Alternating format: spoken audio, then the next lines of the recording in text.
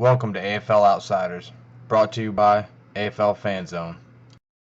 What is going on, football fans, AFL fans? You have made it to the AFL FanZone Game of the Week preview, where we're looking at the Philadelphia Soul at the Los Angeles Kiss. Week 5 Monday night game, 8 p.m. Eastern Time on ESPN3 and Univision Deportes. Of course, if you remember, the game was scheduled for 10 o'clock Eastern, but has been moved to 8 p.m. to better fit the Univision contract. Series history. Philadelphia is 1-0 in the series. They've only played once. That was last year. Philly traveled to LA and won 56-48. Los Angeles is 1-1 at home, while Philly is 3-0 on the road. What to watch for in Monday night's matchup? Number one, of course, right off the top, this is the Rock versus Jocks game. First one of the season. It's Rock as in the Kiss, the band. Gene Simmons, Paul Stanley, of course, own the LA Kiss, going up against Ron Jaworski's, as he's the co-owner of the Philadelphia Soul. So, of course, that's the big angle you're going to hear from pretty much everybody. So it's Rock versus Jocks. That's the big tagline. Who's going to win? Who knows more? Who puts a better product on the field? Number two. All right, let me go into a mini rant here. Number two has got to be Nathan Stanley. Nathan Stanley struggled last week, to put it mildly.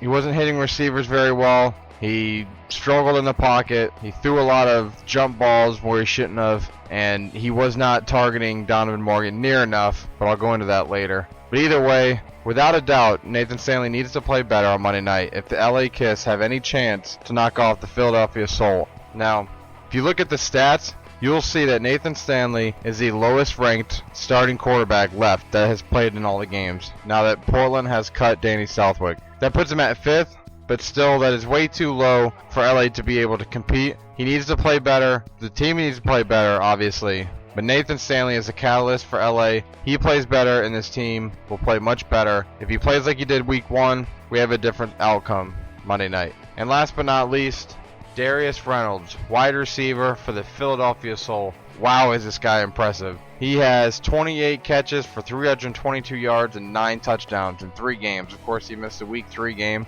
but 9 touchdowns in 3 games. He is second in the league in points per game at 20. He's got the 9 receiving touchdowns and the 1 rushing touchdown. So Darius Reynolds is definitely the guy that LA needs to focus on. They need to put as much attention as they can against him. Obviously not let SK on the other side beat him deep, but Darius Reynolds is the guy. If they can stop or even slow down Darius Reynolds, it'll help LA's defense tremendously. The stats that matter. Number one, this is kind of a weird stat. If you follow the AFL Tonight, which is Arena Fans' official podcast, you'll notice they bring this up every time there's a Monday night game. The Monday night games, since the league has come back in 2010, the home team is 8-10 in those games. This year alone, the home teams are 0-2. When Philly lost at home, their only loss of the year was at home on Monday night against Jacksonville. Jacksonville then lost at home to Orlando. So that's kind of one of those weird stats. But home teams seem to struggle on Monday night in the Arena Football League. Number 2, Donovan Morgan. So this is a few stats I got here. So first, at home, Donovan Morgan has 13 catches, 170 yards, and 6 touchdowns. Away, he was 9 catches, 103 yards, and 4 touchdowns. So clearly, his stats are much better at home, which should bode well for LA. But another thing I want to bring up with Donovan Morgan, last week's game, Donovan Morgan was not targeted near enough. I've said it about Nathan Stanley. I said he didn't target him, but I actually pulled the stats up. All right, Donovan Morgan got 11 targets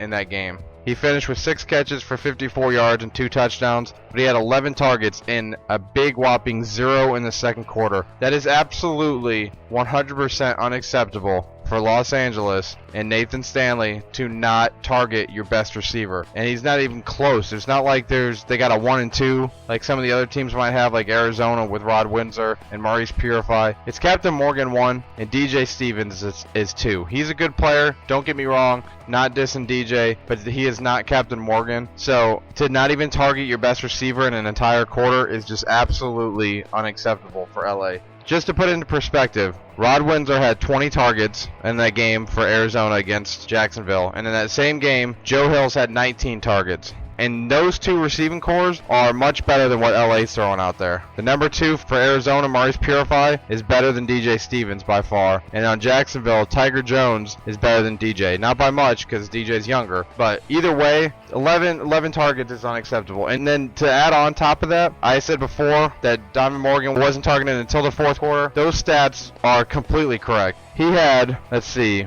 2 targets for 11 yards. Or no, he had 2 catches. My apologies. 2 catches for 11 yards in the first 3 quarters. And he had 4 targets. 4 targets for your number 1 receiver on the road against Orlando, who was 3-0. And you wonder why they struggled so much. It doesn't make any sense. Now, he had 4 catches for 43 yards and 2 touchdowns in the fourth quarter. So once they finally picked it up and started throwing to him, look, they scored 22 points in the fourth quarter alone. They need to get Donovan Morgan the ball if LA has any chance to win this game on Monday night. Last but not least, stats that matter. Let's look at the teams. Philadelphia is 2nd in scoring offense, 3rd in scoring defense, and 2nd in total offense. So basically, they are in the top echelon of teams. On the flip side, the LA Kiss are 5th in scoring offense, 4th in scoring defense, and 5th in total offense. In every main category in team stats, Philly is better than LA. And like I said before, Philly is 3-0 on the road. So they play better, not just better on the road, but their record's better on the road.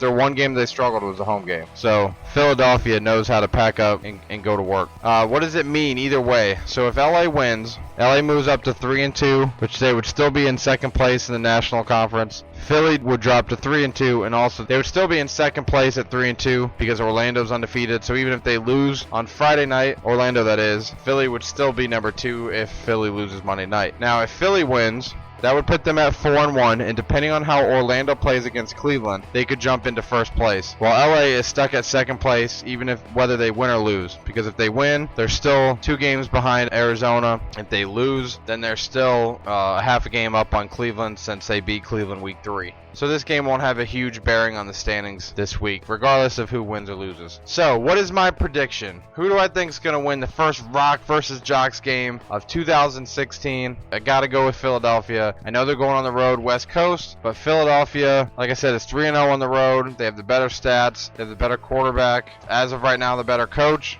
Obviously, Omar Smith is younger. Everything points towards Philadelphia winning this game. I think they do. I just think it's not. I think it's a little bit closer than a lot of people might think. I got Philly winning 50-48 on Monday night. And real quick, the other 3 games in the AFL in Week 5. Orlando at Cleveland on Friday night on ESPN 3. I got Orlando winning that one 55-45.